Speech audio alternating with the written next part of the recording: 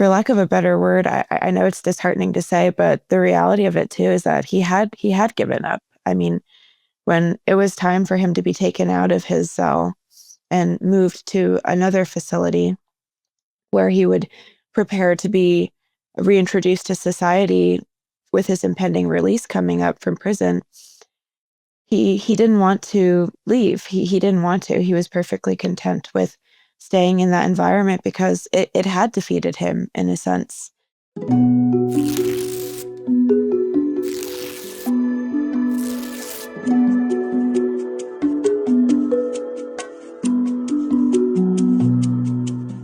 First, to those who are listening, welcome back to the Sunday Long Read podcast and a new episode of our Behind the Story series. This morning, I am joined by Natalia from Deseret magazine. Natalia, thanks so much for joining the podcast. Thank you so much for having me. So today we're talking about one story in particular from last year that you wrote about one man who was in solitary confinement for more than 2 decades. Can you just initially describe how you found Frank and what that story looked like when you first found this person? Yeah, absolutely. So, kind of the genesis of how this story came to be had started when the US Surgeon General had released that report on a new epidemic of loneliness back in, I believe, 2023 in the spring, if I'm not mistaken. Um, and that got me, and I feel like the rest of the country, really curious in terms of what loneliness actually does to a person. Because for the first time, we were able to understand in a very physical and tangible way that something as seemingly benign as being isolated or out of touch of other humans can affect us in really physical ways. Um, and I was reading through that report when it had initially come out, and there's a national framework that it addresses in terms of how we can circumvent some of the loneliness that has seeped into our lives, especially since the pandemic. And what I noticed is that there wasn't really any mention of what that looks like in a correctional setting. And in my mind, uh, I mean, of course, wasn't entirely intimate or extremely familiar with what it was like to endure solitary confinement prior to writing this piece, but it's something that I had known existed. And in my mind, it was kind of the most extreme example of loneliness and isolation that we have in our society. So that got me curious in terms of how I could illustrate what we now know about loneliness through the perspective of somebody who endures it to the utmost extreme, right? Somebody who is held in solitary confinement in a prison and really has no recourse for kind of grappling with, uh, treating that loneliness. And so I knew I wanted to write about solitary confinement, especially since it was coming on the tails of this new awakening and awareness. And I knew I wanted to tell a really human-centered and tight narrative in order to best do that. And I had been looking for a character to tell this story through in reading a lot of first-person accounts of solitary confinement. I leaned a lot on this watchdog advocacy organization called Solitary Watch because on their website, they do this super cool thing of publishing a lot of first-person essays written by people who are in solitary confinement or had been in solitary confinement. And that's actually how I stumbled across Frank. He had written an essay that was published on this website, and I thought it was incredibly haunting. He detailed some of his experience and some of the effects of that experience really beautifully. And I knew I wanted to reach out to him and learn more about that and see if he would be willing to let me profile him for this piece. Yeah, and we'll go into a lot of those, the details that you include in the story. But are there specific things that he wrote about in that initial essay that grabbed you? Is there anything that you remember, any specific detail from that time in solitary confinement that struck you after reading that? I think one of the things that struck me that I recall from that piece, and certainly through talking to him later on after reading it, is this idea that solitary confinement and being held in isolation for as long as he has been, which is more than 2 decades, really just kind of shredded his own sense of time. Um, so his own sense of time, his own cognitive processing had completely been garbled by that experience, right? By being held in a cell roughly the size of a parking space for more than 22 years. It had kind of chipped away at his desire to be around any sort of light. He had a very small slit of a window that he ended up actually covering up because it began to be too much to have the daylight seep in. Um, he at first tried to ward off a lot of the feelings and deterioration of being isolated, but eventually kind of gave in to the isolation once he realized it was as long term as it was, and stopped trying to, you know, circumvent those feelings. He stopped trying to go outside for showers or to go for uh, his allotted time in the rec yard. He really kind of just deteriorated in a way that, even though he had tried very hard in the beginning to keep his wits about him throughout the course of that isolation, he really wasn't able to. But also, that first point I brought up in terms of this idea of his own sense of time and cognitive processing being so impacted by the experience, that really stuck out to me because he had detailed that in some degree in his essay. Yeah, I think, when you write in this piece, um, you say that in the beginning, he attempted to have that kind of structure and almost exercise routine where he's doing push ups and sit ups and pacing around the cell and like keeping himself physically um, together. And then, but of course, in the face of being so isolated, so separated for such a long period of time, um, those were some really intense details because you could imagine if you were in that situation, you might try to replicate something like that, try and keep yourself together. And then it seems like there, maybe there's not nothing you can do, but that it's just in the face of such intense separation that that just everything starts to break down. Hmm. Yeah, absolutely. I think his experience is one that particularly strikes a chord, especially, I mean, it did with me in the process of reporting and writing it, because he had started out, like we were just saying, with so much resolve, right, to not let this break him, as many of us would like to think that we would as well if we were ever put in a similar position. But his own experience kind of illustrates that it's a feeling of hopelessness can really be the most detrimental effect of solitary, and it really can overcome anyone who's held in isolation for that long, even somebody who had a very regimented routine in the beginning to try and avoid that very exact scenario. So Hmm. I think it really drives home the point that it can break even somebody with particularly regimented routines and resolve. Right. And so when you first reached out to Frank, did you, because your story is structured where in the beginning he's on a Zoom call describing his experience in solitary. And then at the end, of course, you're sitting with him in his new apartment. Um, were those two things flipped when you were doing the reporting process? Did you meet him in person first, or was it only on this Zoom screen with a little bit of light filtering in? Um, how did those interactions start? Yeah, so it actually was flipped. I had initially reached out to him, and when I made my initial ask, I made sure to first ask if he would be comfortable with just a preliminary conversation over a Zoom or over a phone call, totally just off the record, give him a chance to ask me any questions about who I was, what the publication I write for is, what I was trying to do, and my intentions were. And that allowed us to really get to know each other better and make him feel more comfortable.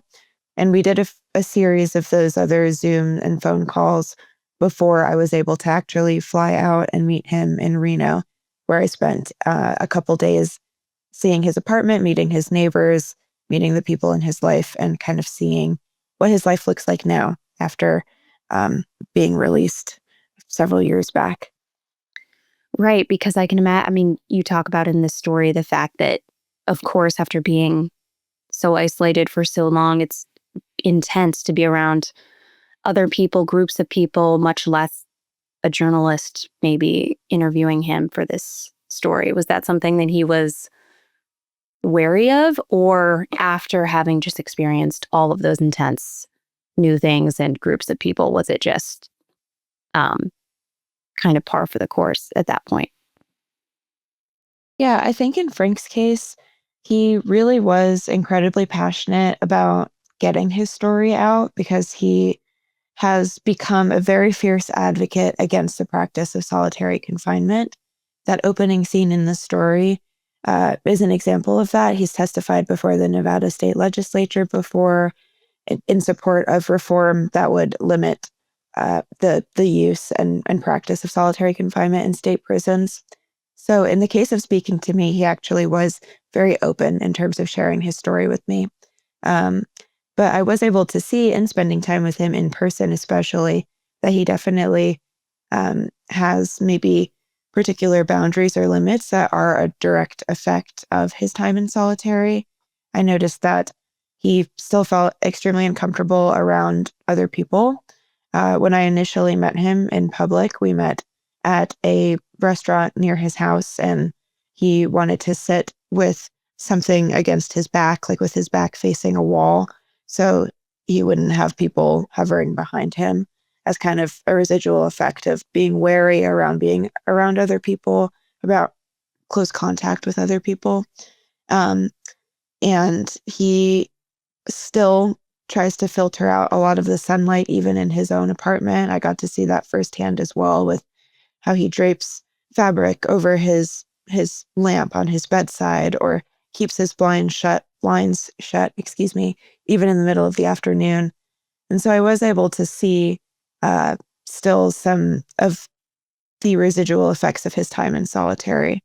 He still definitely doesn't feel particularly comfortable in crowds or around a great number of people in public spaces, especially, but he was luckily comfortable enough to meet me and get to know me and allow me into his own space. So I feel very grateful that um, he was able to both communicate his boundaries and that I was able to respect them, but also that he was willing to allow me to, infiltrate his space a bit for the sake of speaking to him and hearing his story. Definitely. Yeah, I think the scary details in the story, that again, you can imagine that happening to anyone being in this situation, is that um, you write that in the beginning, or kind of after a year or so, those brief moments where he is allowed to leave his very small cell, he starts to feel like he's having a panic attack, that sense of agoraphobia, like he actually begins to isolate himself more because the cell feels like the only safe place. Do you think at the time he knew that these were panic attacks, or kind of knew what was happening? Or again, I'm sure you don't have people to talk to. You can't necessarily have like this long, frank conversation about what's happening mentally. What did he say about how he processed those things at the time? Right. So Frank had not experienced prior to his initial panic attack while out in the rec yard, um, the panic attack before, or at least he hadn't remembered experiencing one to that same degree. So he didn't really know what it was at first, and uh, it can be very frightening for anybody to experience one for the first time. It feels more like an external thing than an internal thing, right? Like the walls are closing in on you. So he retreated into his cell because he noticed that those feelings of panic and being closed in on, those feelings of almost claustrophobia, um, happened because he was outside of his cell. And I think it took him a while to actually realize exactly what that meant.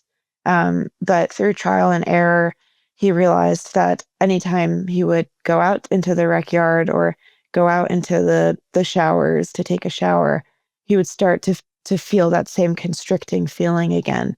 And so through enough experiences, enough go-arounds of encountering that feeling of panic, he realized that it was directly associated with leaving his cell.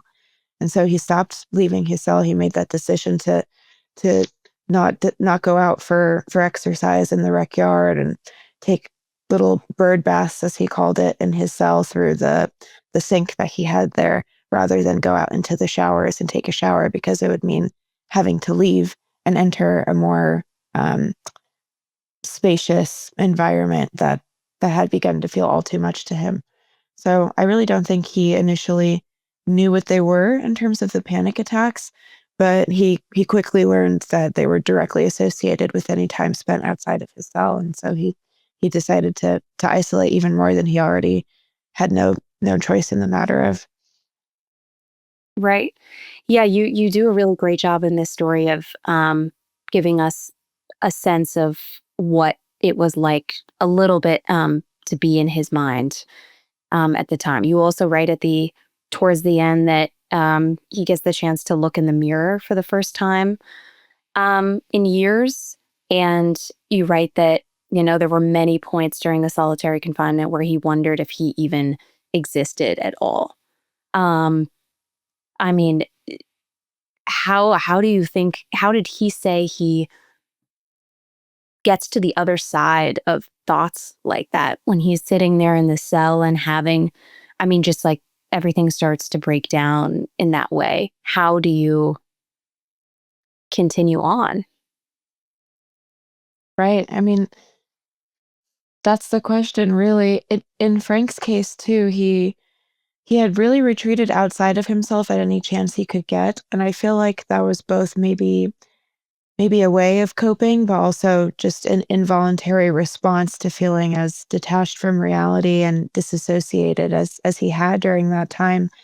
And what that looked like for him, some examples of that was, I mean, if he had any access or any exposure to any living thing, like if a bug had entered his cell, he would really focus in on that and just, spend as much time like touching it, talking to it, interacting with it as he possibly could, as a means of kind of escaping outside of his own head. But when that wasn't around, or when people weren't around, he had developed a relationship with a prison chaplain who every so often would visit people held in solitary and have moments of, spiritual guidance and conversation. And when he didn't have that or any other access to any living thing, which was the vast majority of the time, he would retreat inside of himself. He would have daydreams about social interactions, about meeting somebody in a grocery store and, having a conversation in the produce section. He would have flashbacks to his own childhood. He would relive memories because they were really the closest thing he had in order or in terms of um, being around people and what it felt like to be around people. So I think those were his coping mechanisms in terms of how he would keep himself going through that time period. But for lack of a better word, I know it's disheartening to say, but the reality of it too is that he had given up. I mean, when it was time for him to be taken out of his cell and moved to another facility where he would prepare to be reintroduced to society with his impending release coming up from prison, he didn't want to leave. He didn't want to. He was perfectly content with staying in that environment because it had defeated him in a sense. Um, but luckily, there were people in his corner upon his transition to the other facility who helped him step by step get comfortable around people again, who helped him practice eating around people in the mess hall and take rounds around the facility in order to see other people from a distance before he felt comfortable being more up close with them and interacting with them. And in that particular environment of the next facility that he had transitioned to, which was a lower security prison, the cells were usually several people to a room. So he was able to kind of be in his own cell out of his request and practice very slowly being around other people before he could fully reintegrate and exist in a cell where he would be bunking with other incarcerated people. So even though it had really defeated him and chipped away at who he was, that experience of isolation, he was fortunate enough that there were people who vouched for him and helped him very slowly adapt and reintroduce and find himself again, regain himself, which I think was imperative in terms of his ability to exist out in the world as he does today, and have neighbors, have a sense of community, despite feeling so incredibly alone for a quarter of his life.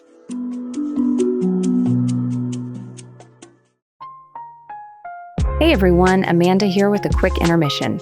If you're liking this episode and want more behind-the-scenes stories like this one, make sure to follow the Sunday Long Read podcast on Spotify, Apple, or wherever else you get your podcasts. You can also check out our website at sundaylongread.com. There you'll find original stories, our true crime newsletter, and of course, our weekly newsletter. You can become a Sunday Long Read member for only $5 a month and get early and exclusive editions of the newsletter. And now, back to the episode.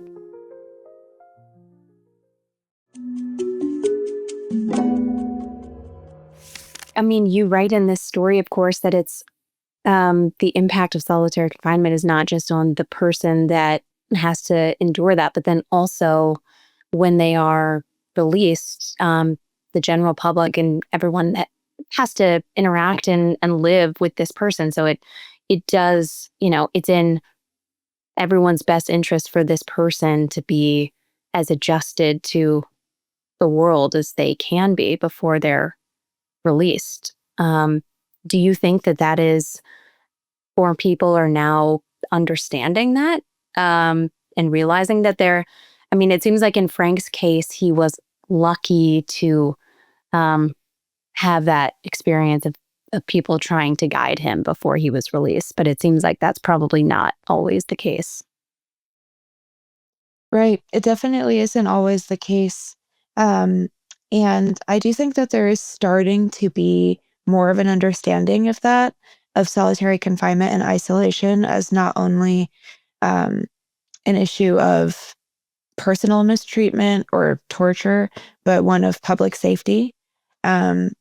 Because we now know, there have been studies that show people who endure even short-term isolation have much higher recidivism rates. I believe they could be as much as 15% higher for formerly incarcerated people who endured solitary than for those who didn't. And these are people who are going to be our neighbors, right? We're going to live alongside them. We're going to be in community with them. And so it's important to think about how we can best prepare people to reintegrate into society and, of course, not endure anything that the United Nations counts as actual torture, but also how they can exist with us and with others, how they can give back to society and, find a sense of purpose in the world that they're forced to reintroduce, right? And I do think that it's a very slow understanding of that because Nevada did just recently reform solitary confinement in the sense that there's now a cap of, I believe, 15 consecutive days before a particular case of an individual will need to be at least reviewed, should they need to endure more consecutive days of solitary confinement within the Nevada state prisons. But it's only the second state in the country to do so. So we haven't really quite gotten to a point yet nationally where we understand both the personal and public effects of long-term or even short-term solitary confinement. And there's some steps toward that in terms of reforms that are taking place at the state and attempts of reform that are taking place at the national level. But it seems like it's going to be a bit of a slow awakening before we see any widespread change in that department, in terms of seeing solitary confinement as not just a personal but a public safety issue. Though at least what we've seen so far is heartening and it's promising and it's hopeful. So we can only hope that we move in that direction. Right. if someone is reading this story, what do you hope is one of the main takeaways in their understanding of what solitary confinement can do to someone? Is there one or two things that you hope that they can take away from this? I think one thing that is particularly important to me and was elucidating to me in the process of reporting and writing this is that last point about solitary not just being a personal issue, but a public safety issue. I would encourage readers to maybe, yes, think about how they would feel if they were in Frank's shoes and had experienced that isolation firsthand, but also think about how it might feel to um, realize that these people are going to be our neighbors and we're going to live alongside them, right? What kind of neighbor and what kind of community member would you want? Would you want somebody who feels like they've had the tools and support to reenter society, or people who feel incredibly prone to um, agitation, reoffending, um, isolation, people who wouldn't really uh, coexist with us in ways that we would prefer, right? And apart from that public safety part of the conversation, I do also think that it's maybe worth examining how we view isolation and loneliness. It does seem like there is a national trend toward taking these previously just personal problems into like a commonly held understanding that there are tools and frameworks that we can use to societally remedy them. There has been a lot of improvement in that department, and that's very exciting. But I do feel like we need to maybe continue having a conversation about how we can best abet and avoid isolation and loneliness. Yes, in our own personal lives and social circles and workplaces, but also in state and federal institutions that are largely obscured by the curtain of power, that are largely put into the hands of our public leaders rather than in our own hands. We do need to still continue to advocate for solutions that can penetrate those worlds as well, not just the worlds that we exist in personally and are confronted with more often. Hmm. So I would maybe say those two things, among others. Yeah, definitely. And I mean, the great thing in the goal of hoping that more people understand kind of the complexities of all of this is that um, you and this story were named as a finalist for a national magazine award a month ago, which is super exciting. What was your reaction to that news? And I'm sure that are you hoping that that will also cause more people to read this story and understand, yeah, some of those complexities of solitary confinement? Oh my gosh, in terms of my reaction, I mean, it didn't feel real. It still doesn't feel real. Um, by the time my editor had called me with the news, I was actually uh, just starting to emerge out of a COVID bubble because I had been sick for an entire week. My brain was not functional. And so hearing that news just completely took me out of reality. I'm incredibly grateful. I'm still awestruck by it. And I am absolutely hopeful that as many eyes as possible on stories like Frank's mean that we might veer closer to a more widespread and public understanding of what it actually means to endure solitary confinement. Um, and I also hope that through a story on solitary confinement being nominated as a finalist for a national magazine award, but one that is particularly rooted and grounded in a very intimate narrative of one person's experience, I hope that that may help us not only just understand it as a policy issue, but begin to feel it and experience it secondhand in a way that makes us understand the effects of isolation and loneliness, yes, in solitary confinement, but also in all effects, right?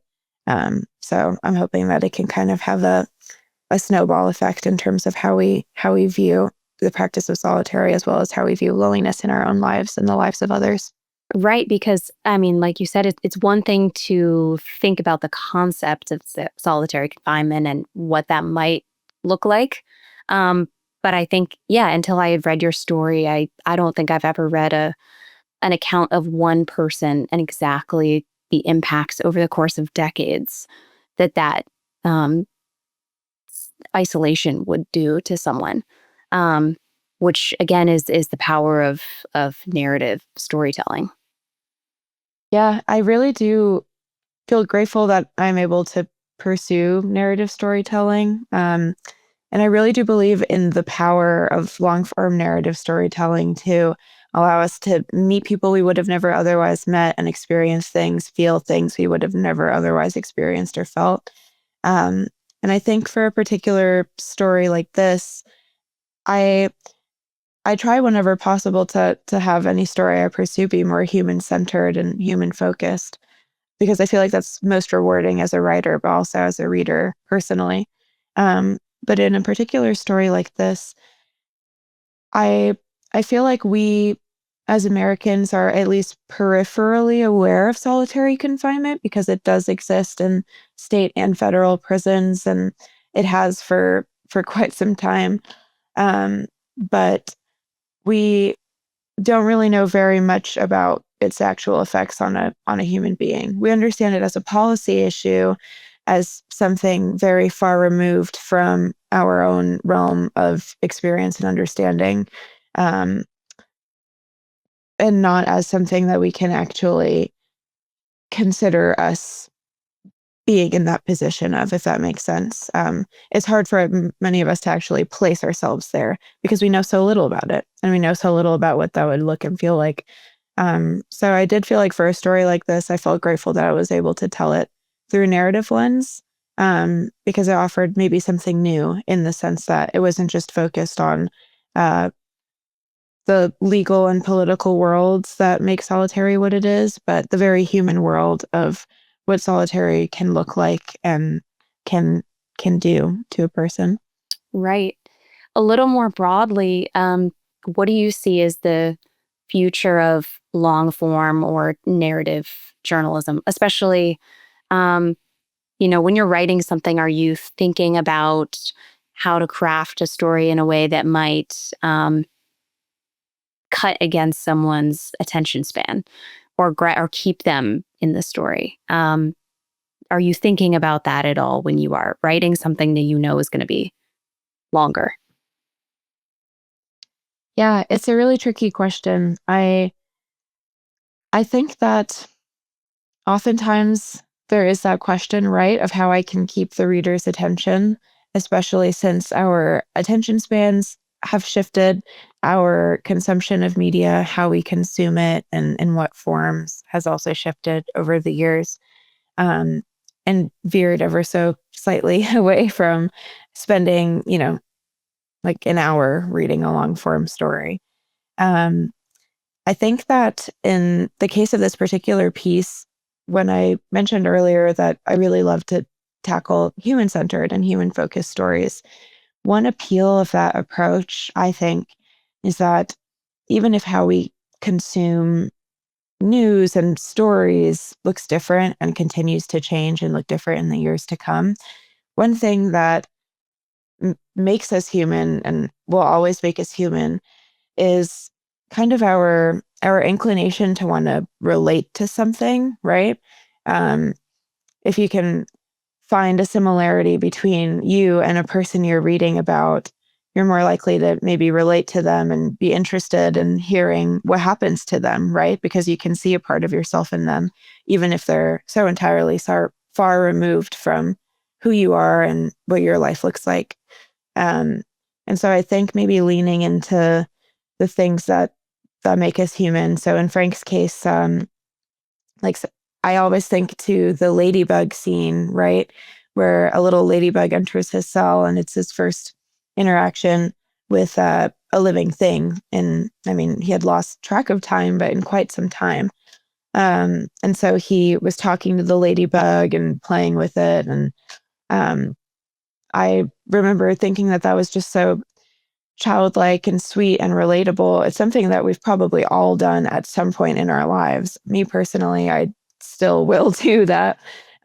So if we can see glimpses of ourselves in people that we read about, we can really relate to them and connect to them. And I feel like that'll keep people's attention.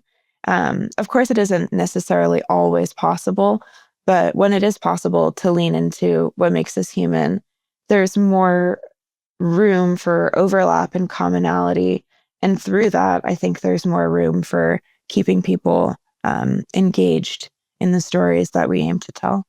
Right, definitely. I mean, I personally think that it seems to be a valuable direction for journalism to move in is more long form narrative, especially in the age of social media and the internet where anywhere can talk about the news or have headlines or tell us what's happening as it's happening. But it seems like that real value is having the personal stories, especially in a time where you can get quick news anywhere.